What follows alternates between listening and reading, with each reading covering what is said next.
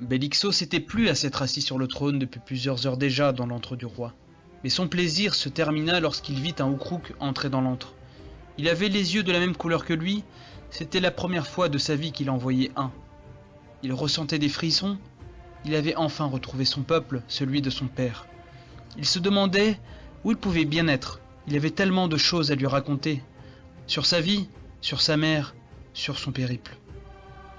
Mais l'Oukrouk qui venait d'entrer dans l'antre n'avait pas l'air accueillant, derrière sa fourrure blanche, ses cicatrices et son cache-œil.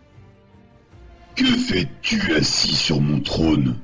Tu veux que je t'exécute sur le champ? Je ne t'ai jamais vu ici.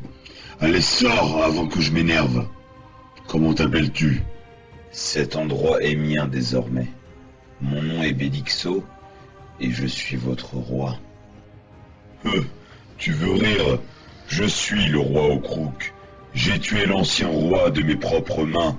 C'est uniquement comme cela que nous pouvons nous proclamer roi. C'est étrange. Tu me fais penser à lui d'ailleurs. Ainsi, si je comprends bien, tu as tué mon père. Comment se passe cette transmission des pouvoirs? Faut-il que je te tue pour prendre de ta place? Oui, il suffit de me dire que tu demandes un duel à mort, sans armes, sans magie, avoir recours uniquement à notre force brute. Il faut s'assurer que le perdant soit bien mort, ce qu'aurait dû faire ton père lors de son duel contre moi. Mais je n'avais jamais eu le souvenir que Denixo avait eu deux fils. Les deux Oukrouks se regardaient, prêts à s'affronter. Les deux dégageaient une aura glaciale, mais Stenixo vit en Bélixo, pendant quelques secondes, une aura rouge, comme celle des Sindarules. Je comprends maintenant ce qu'il fit pendant son séjour dans le sud. L'ancien roi a engendré un Outéro, c'est-à-dire un sang-mêlé. Il est dit dans nos légendes que les Outéros ne devraient jamais voir le jour, qu'ils seraient le fruit du chaos dans ce monde. Il est donc dans mon devoir de te tuer pour le bien de tous. Tu ne pourras pas me vaincre. Je ne suis pas un Outéro comme tu dis. Je suis un Oukrouk. Les Sindarules, le peuple de ma mère, ne voulaient pas de moi. Je tente ma chance chez le peuple de mon père. Mais apparemment, tu es un obstacle. Je demande donc un duel à mort. Ils sortirent tous les deux de l'antre, déposèrent les armes au sol, et Stenixo dévêtit sa fourrure. Bélixo était bien plus imposant. Stenixo cria pour que tout son peuple l'écoute. Mes sœurs, mes frères, nous voici revenus victorieux des Sindarules, pour la première fois depuis bien longtemps. Et en plus de cela, nous les avons exterminés.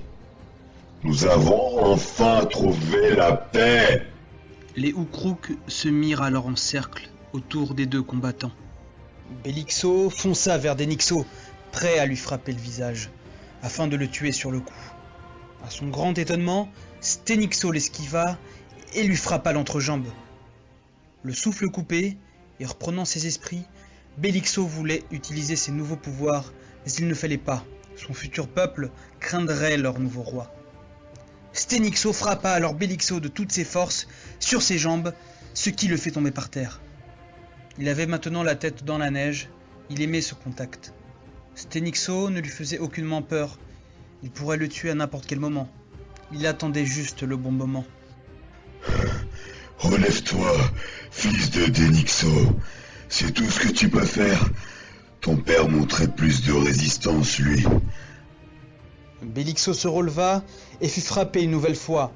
Mais cette fois-ci, il attrapa le poing de Stenixo en pleine action et lui dit: Tu te bats bien, mais je pensais que tu serais plus fort quand même. Tu es le roi de ce peuple, mais un peuple ne devrait pas suivre un roi aveugle. Stenixo ne comprenait pas ce qu'il lui disait. Il regarda Bélixo et réussit à lui faire lâcher prise. Stenixo fit un magnifique bond en l'air et atterrit sur Bélixo. En étant sur lui, il lui arracha l'oreille droite en le mordant. Du sang jaillit et Bélixo hurla de douleur. Ah!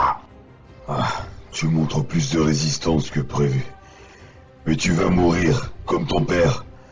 Tu n'auras pas à être roi. Les Ukruks n'ont pas besoin d'une abomination comme toi. Et tu porterais malheur à notre peuple. Je t'ai déjà dit que ton peuple ne pouvait pas suivre un roi aveugle.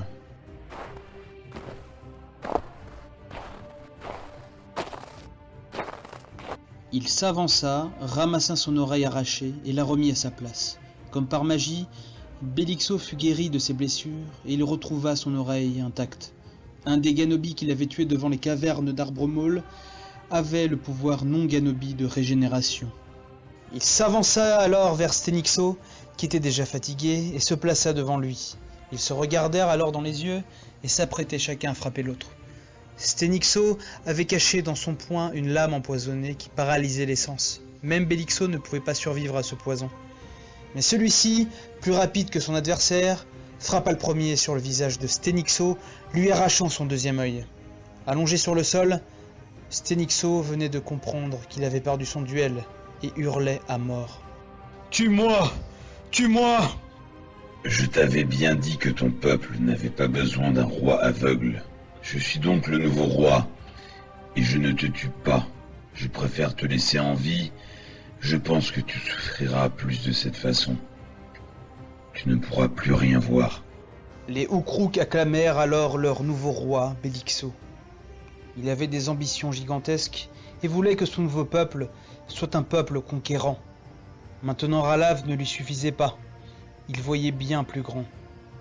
Stenixo fut placé dans une cage, celle où le Sindaru Lexio était placé.